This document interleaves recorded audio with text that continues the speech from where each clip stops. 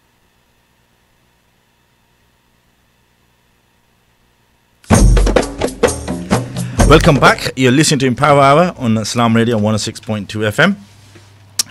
Purpose and objective of Empower Hour is to inspire, encourage and empower you to become bigger and better in your walks of life. Just before we went on the break, Gary was mentioning regarding the difference between a coach and a mentor, and you didn't finish answering the question on there, so we'll come back to that so you can finish the question. I suddenly realised that I hadn't answered the second part of the question, which is how do you get into coaching? As I said, the first half had already been mapped out for me. I then decided that I wanted to pursue coaching and learning more about mindset and language, and we followed a process with a group called Chris Howard, a lovely gentleman. Met him several times as we were learning, and he had a program which is when I first met Sukhi, and that's where I learnt about neuro-linguistic programming. So where you're able to change people's viewpoints, their thinking, their thought processes through language. So that was neuro-linguistic programming, NLP. Yes, NLP. That's right. Got it. And what that enabled me to learn and understand was that I'd actually been doing that unknowingly. And I remember saying to one of the trainers at the time, I said to him, "Look, I'm not using the processes that you're teaching me." He said, "Ah, good." He said, "Then you are." And I said, "Okay, let's do that one again. I don't feel I'm using the processes that you're teaching me properly." And he said, "Yes, you are." He said, "Because if you weren't using them, you'd know it. The fact that you don't think you're using them means that you are using them because it's become natural." And there are 4 stages of learning where the ultimate is unconscious competence, where you're unconsciously aware that you're actually competent in what you're doing. So just to stop you there, Gary, I would like something a bit more on that. So if you don't mind, could you just give a little bit more of a clarity on that? Because that sounds really interesting, the conscious competency. So 4 stages of learning. Please help us a little bit. Okay, fine. Very quickly, there are 4 stages of learning, and I'll use driving, learning to drive, because that's what probably most people will as a metaphor. Metaphor. So, first and foremost, you know that you can't drive when you sit in the car and your parents say, "Right, off you go." Okay, so what do? That's conscious incompetence. The next level to that is conscious competence, where you then become competent by remembering what you are doing. So you're learning the stage. You suddenly become aware then that you can't do it. So, conscious incompetence. So you are aware that you can't do it. First you didn't know what you were doing. Then you suddenly become aware that you can't do it. So you then start learning. Then you get to the third stage, which is conscious,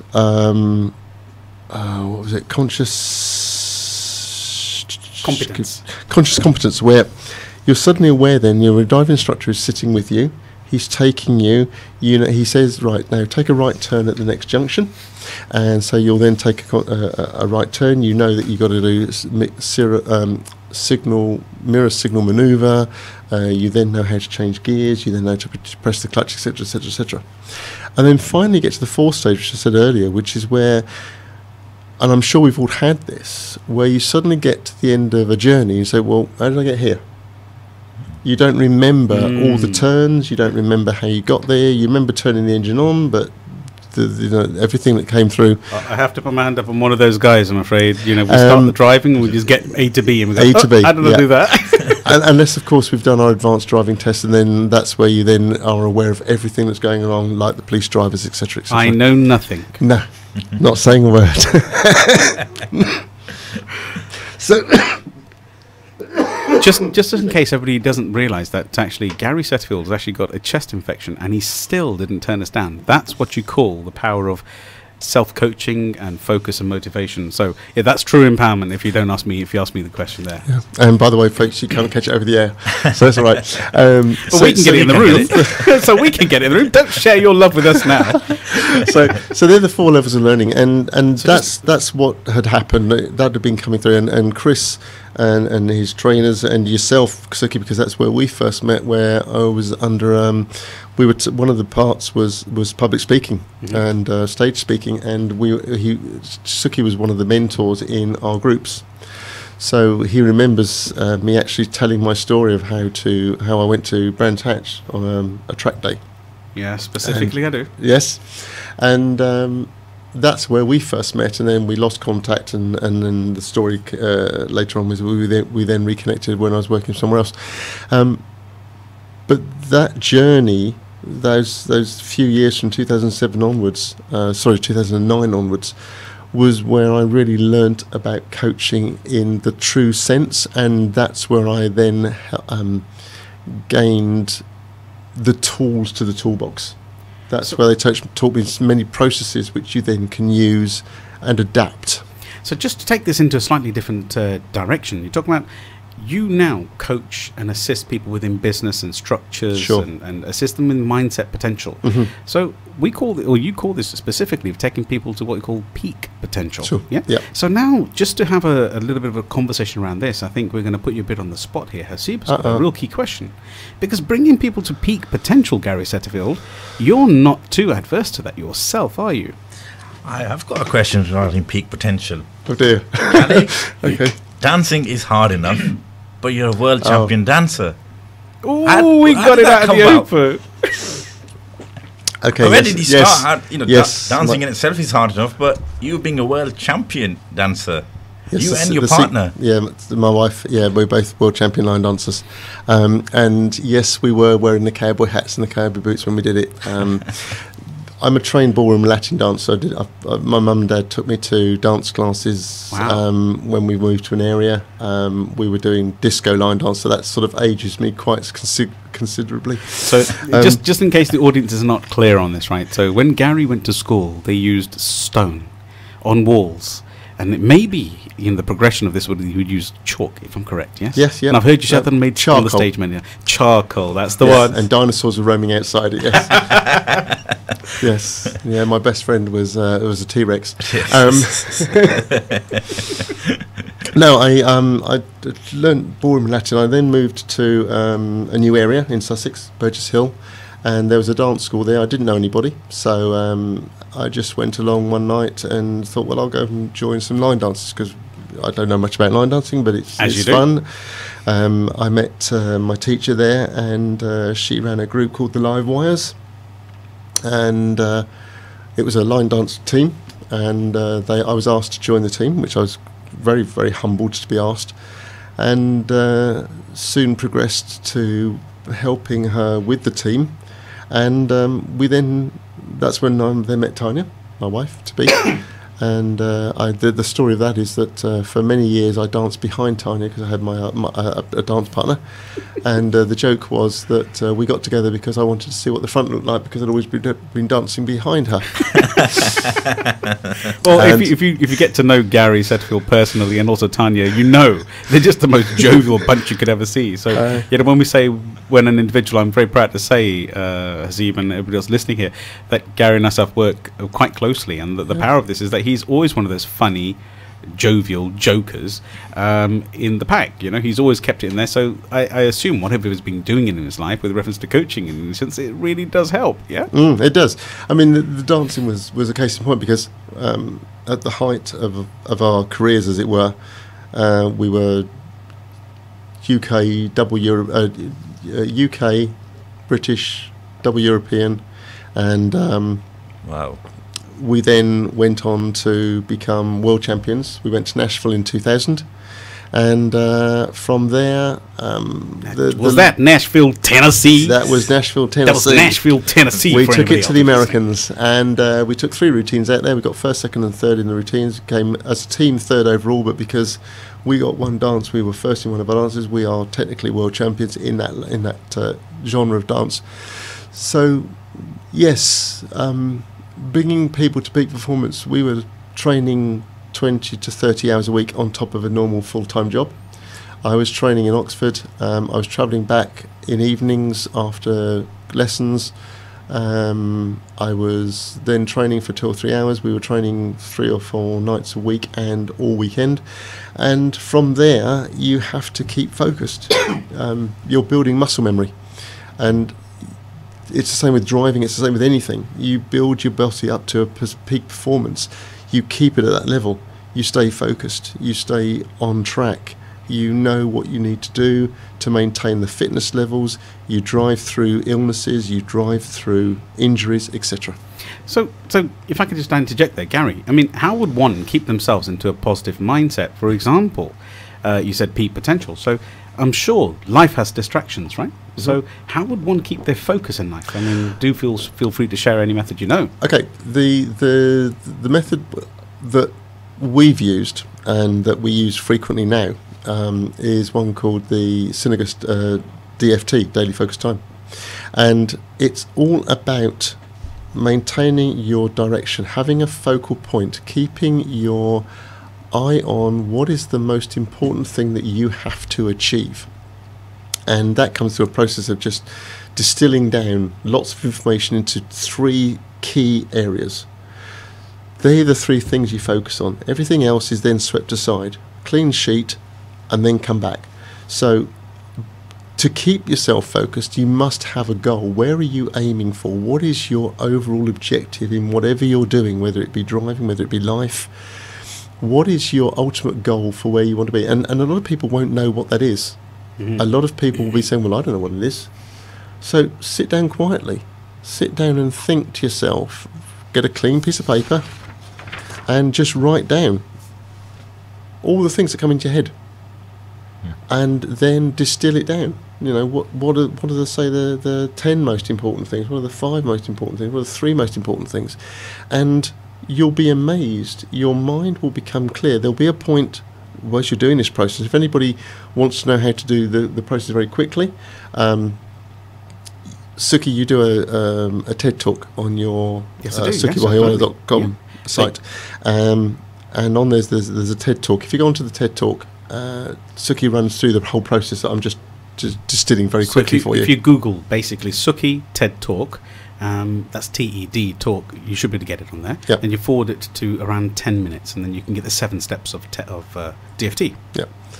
So you basically distill everything down, and then from there you are then able to focus on 3 things, and you put them in an order of 1, 2, and 3. And you then stay focused on that first point. Then you work on the second point, then you work on the third point, but you stay focused. And it's the same in life. Things will come, they will knock you sideways, they will take you off track. As long as you know where you're heading, as long as you know what your destination is, you will get side winds, you will get different currents. Sometimes you have to go off track to learn new skills, to learn new techniques, to bring you back onto track, to help you stay on focus. But as long as you have an ultimate goal, that's what you need.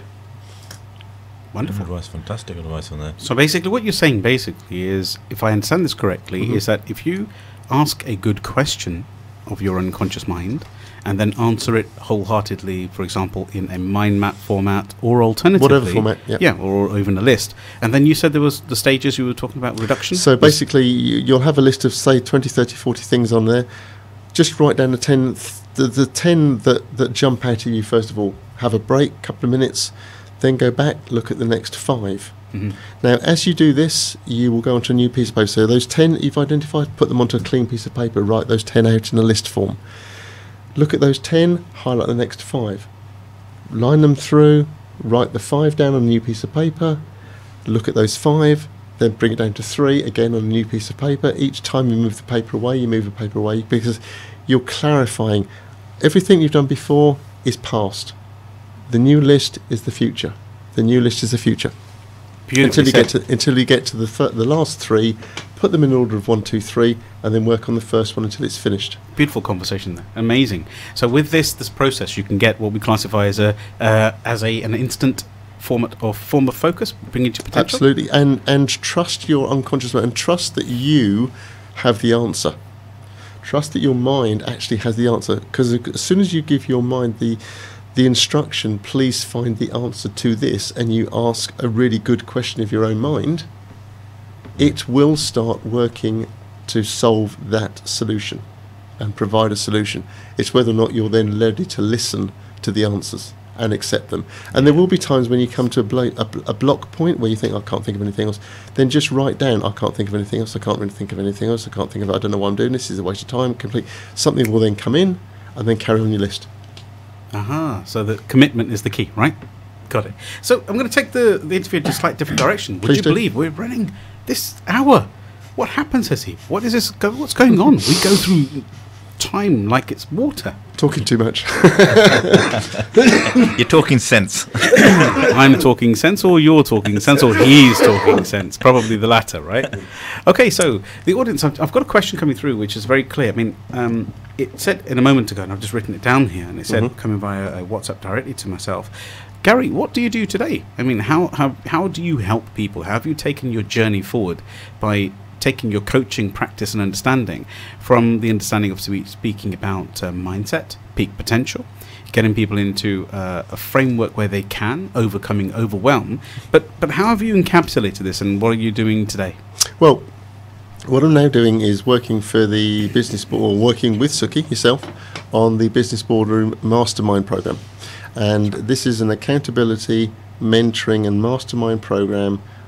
Meets on a monthly basis, and we bring like-minded business individuals into a room, a safe environment, where they can overcome the challenges that they have each month. So basically they come with a question they don't necessarily want to share with either competitors or potential clients. It could be around how do I move my business forward to the next level. Now the next level could be anything from how do I employ someone to what's my next marketing strategy, what might be my next product, etc. And we give them the opportunity of asking that question using their peers' experience. And we even openly welcome new business owners because they come with a completely fresh set of eyes. You know, if you've been in business for a long time, technically you can't see the wood for the trees sometimes. Somebody who's coming in new to business comes in at it with a completely open mind. They come at it with a view of common sense. And they said, well, if I was in that situation, this is what I would do. And that is really, really powerful for people who've been in business for a long time, because we tend to sometimes lose that directional focus or foresight. So we get the business owners to share their challenges, or their stretches as we call them. We then give them and enable them to go away with a step-by-step plan. Now this is drawing on Sukhi's experience of 27 different business sectors that he's worked, or 27 plus business sectors, I won't say exactly how many, that he's also my banking experience as a small business advisor as well, plus my coaching and Sukhi's mentoring as an ordinary business mentor. So we bring all that together, plus the knowledge of the group, and each individual then goes away with a step-by-step plan for each month. And then next month we come back, we find out how they've got on, what's the challenge now. And then during the month we also talk to them and assist them get through those little breakthroughs, which is how the business boardroom first came around. Because when I was a mentee of Sukhi's, I had a mid-monthly call. He helped me through a really difficult situation at the time. I could have made a really big mistake had I carried on with my thought at that time. Through mentoring and his coaching process, which is what we do with everybody else in the boardroom, he enabled me to see a different viewpoint, a different path, and that viewpoint saved me not only a lot of money, but also saved me a lot of hassle and heartache. Enabled me to have clarity, enabled me to get back on track. You know, I said earlier about we often get sidetracked. Enabled me to get back on track, and that's what we do with Business Boardroom. Enabled me to get on track and then move forward on a more productive view and journey. So, just a question directly to yourself. I'm Hasib, if you've got anything coming through, do share as well. But if a viewer's listening right now, I mean, if they wanted to, but what is the power of a mastermind? And I know we work together on this, but in specific, just to give you an example, what is a mastermind and how does that work? Good question. Yeah, but a mastermind is using people's knowledge of their own business. So for example, we might have somebody who's in computers, we might have somebody who's in retail, we might have somebody who's in construction, or might have somebody in business in the boardroom who's in property. Now, what does somebody in property know about retail? Maybe not a lot. Mm-hmm. But the process they've been through in their business through property can be transferred to retail.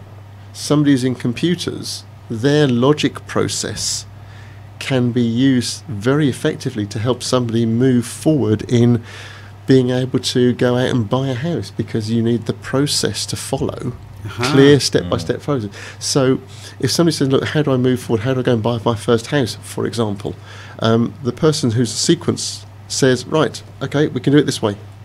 If I was in this bit, I would do it this way. Bang, bang, bang, bang, bang. This would be my step-by-step process. The person listening says, thanks very much, takes down all the notes. Somebody else then adds their experience. Somebody else adds their experience. And the person then has a multitude of different things that they could consider, which is then where Sukhi and I bring the focus, because with Sukhi's experience as a mentor, he then channels all that information and says, right, so everything you've covered, absolutely brilliant. What everybody said, fantastic. At this juncture, I would suggest, which is where the mentor comes in, because they then hone in the timing, I would suggest you just do these 5 things first, and then we'll look at the other 6 things that you've got on your list. That's the power of the mastermind, and that's the power of the business boardroom. So I see, basically what we're talking about here is an organisation where you can actually meet on a monthly basis, and you can actually be yourself in a private environment. So the journey of... As an awesome, say, if someone wants to approach this and get there, how do they do that? Okay, so if you go on to business-boardroom.com, all the details are there. If you're interested, anybody who's interested, I'm sure we'll give out our number afterwards and the details. And I think we're going to do something better. I think I'd like to actually, if somebody is really interested, I'd like to invite them to a business boardroom taster.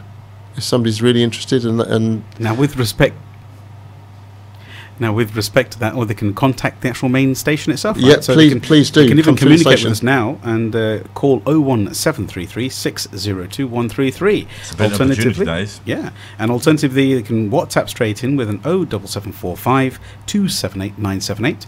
And if the program itself comes off being live, do not hold back. Go onto the Facebook site, and actually you can comment down on the actual program itself, and then somebody from the team will actually get in touch with you as well.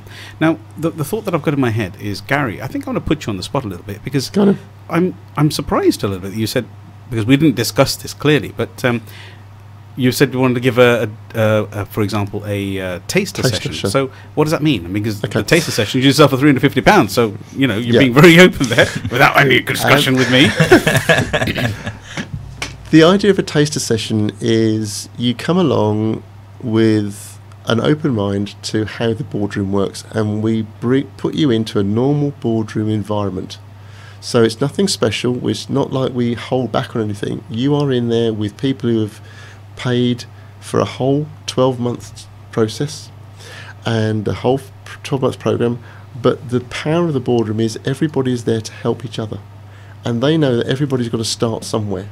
So if you're new into business, or you want to start a business, or you've got an existing business and you want to move to the next level, so move it forward, you have a major sticking point at the moment, then ring up and talk to the people on the station. They'll get in touch with Sukhi and I, and we can then have a look at the questions that come in, and one of you, we will help you with coming along to a boardroom session. And you can listen in and see how it works, and we will give you a step-by-step process to take away to help move forward. That's very kind of you. Won't we, Sukhi? If anybody can see me, and I know you can't hear me particularly on live on air, but I can tell you now, I'm pulling a face. I was not discussed or consulted, so there we are. It's all. I'm so going to pay for this tomorrow. Well, do you know what? To be honest with yourself, Azib, I am very humbled that we've had Gary Setterfield here today. And the second point of conversation is that, yes, it is quite an interesting offer. It's £350 worth of offer, Gary Setterfield. But I'm very humbled as well, and I'm very proud that it's on there. So just to bring it all together, did you realise that time has gone so quickly? No, I didn't actually. Wow. Okay. Very quickly. So hopefully it's helped somebody today to understand the difference between a coach and a mentor, and in specific how to get in touch with a community of individuals who are all looking to go forward in life themselves as well. This is what the Empower Hour is about. We as a team here, Hasib, myself and Shaz Nawaz, we come out of our way. My name's Sukhi Wahiwala. We come out of our way specifically to assist you to move forward in life and in business with motivations and as inner belief in oneself to move forward with yourself. Gary Setterfield has clearly given us a process to get focused in our life, giving us 26 years of experience and journey to bring to the table so that we can actually turn around and be involved in a business community through the business boardroom. That, just for your reference again, is www.business-boardroom.com. So the Empower Hour, thank you very much for listening tonight, and I hope it's well. Goodbye from Hasib.